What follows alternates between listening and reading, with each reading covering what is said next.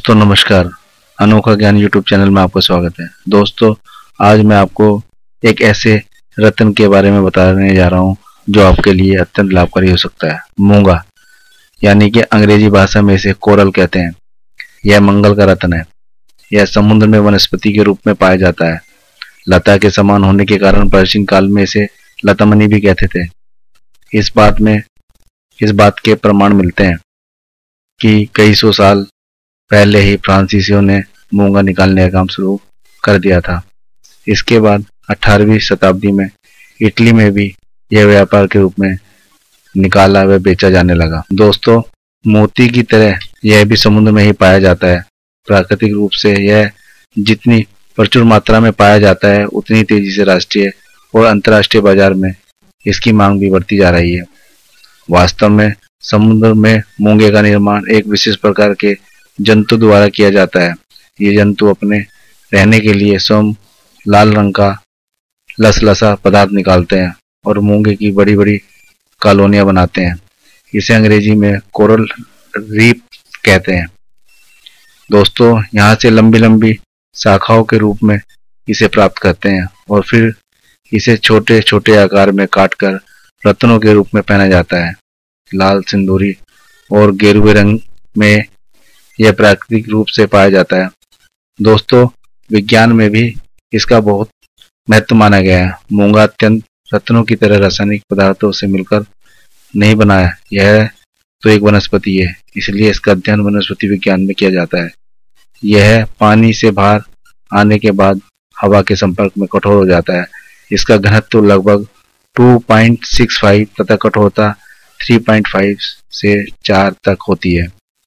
दोस्तों आपने देखा होगा कि यह बहुत सुंदर रत्न है, इसलिए इसका इस्तेमाल आजकल बहुत तेजी से चलन में आ रही फैशन ज्वेलरी में भी किया जाता है। सेमी प्रीशियस स्टोन के कारण ज्वेलरी में इसके विकल्प के रूप में लाल रंग के दूसरे पत्थरों का इस्तेमाल किया जाता है।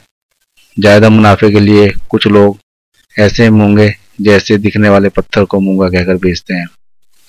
दोस्तों मूंगे के गुण यह है कि यह एक चमकदार रत्न होता है और बहुत चिकना होता है। घनत्व अधिक होने के कारण इसका औसत वजन भी अधिक होता है। मंगल का रत्न प्रकाश पड़ने पर सिंदूर रंग की आभा प्रकट करता है। दोस्तों ज्योतिष के अनुसार मूंगे के कई लाभ हैं। अगर किसी की जन्म कुंडली में मंगल क्रूर होने, नीच का होने या फिर फलदायी होने या उसके बुरे फल से बचने के लिए मूंगा धारण करते हैं। ज्योतिष में ऐसा माना जाता है कि यदि मूंगा शुद्ध हो और अच्छी जगह का हो तो इसको धारण करने वाले का मन प्रसन्न रहता है। बच्चों को मूंगा पहनाने पर उसके पेट दर्द और सूखा कुपोषण रोग नहीं होता। और जन्म के समय यदि सूर्य मेष राशि में हो या फिर जन्म 15 नवंबर से 14 दिसंबर के बीच हो तो ऐसे लोगों को मूंगा अवश्य धारण करना चाहिए। कुंडली में निम्न परिस्थितियां होने पर मूंगा धारण करने की सलाह दी जाती है। नंबर 1, मंगल कुंडली में राहु या शनि के साथ कहीं भी स्थित हो तो मूंगा पहनना बहुत लाभ पहुंचाता है। नंबर 2, मंगल अगर प्रथम भाव में हो तो भी मूंगा धारण करना बहुत लाभदायक होता है। नंबर 3, मंगल यदि कुंडली में तीसरे भाव में हो तो भाई बहनों के साथ क्लेश कराता है।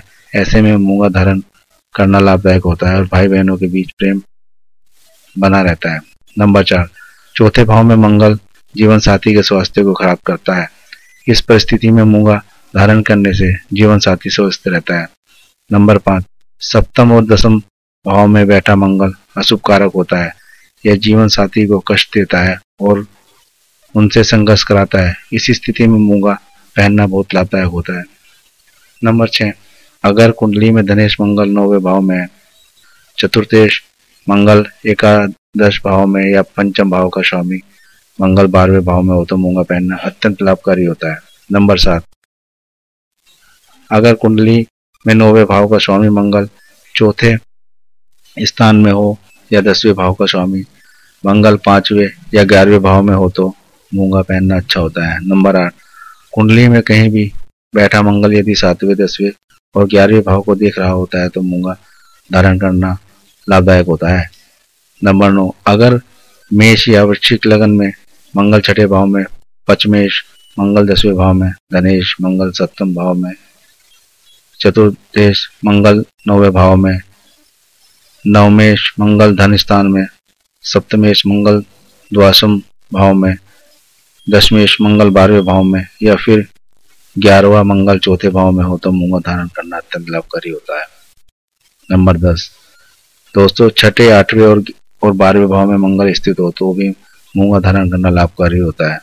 नंबर 11, मंगल की दृष्टि सूर्य पर पड़ रही हो तो भी मूंगा पहनना लाभदायक होता है।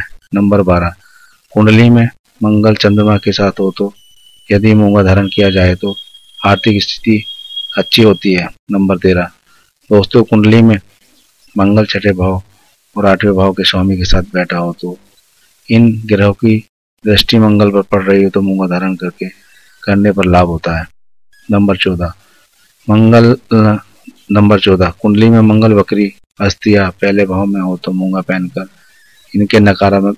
इनके नकारात्मक प्रभाव से बचा जा सकता है। नंबर 15, जन्म कुंडली में मंगल शुभ भावों का स्वामी हो, यदि खुद शत्रु ग्रह का अशुभ ग्रह के साथ बैठा हो तो इसके लिए अच्छे प्रभावों को शक्ति देने के लिए मूंगा धारण करना चाहिए।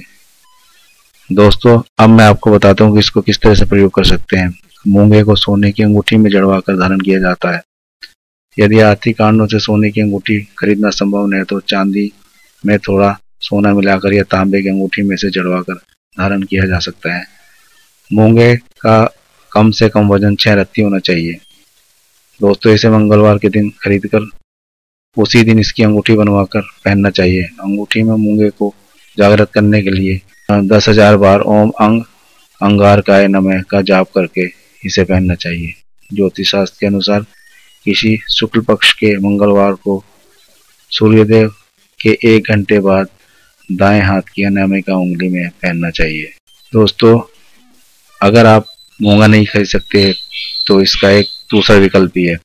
यदि अच्छा मूंगा नहीं मिल रहा है तो और यदि इसे खरीदा जाना किसी के संभव न हो तो वह संग मूंगी, लाल तांबा, लाल जैस्पर, कहरुआ अंबर अथवा विदुर मणि धारण कर सकते हैं। ये रत्न दाम में मूंगे से काफी कम होते हैं, किंतु इनको पहनने से लाभ मूंगे जैसा ही होता है। दोस्तों अब मैं आपको बताता हूँ इसके साथ क्या सावधानी बरतनी चाहिए। दोस्तों कभी भी मूंगे के साथ हीरा, पन्ना, गोमोद, लहसुनिया और नीलम को कभी धारण नहीं करना चाहिए।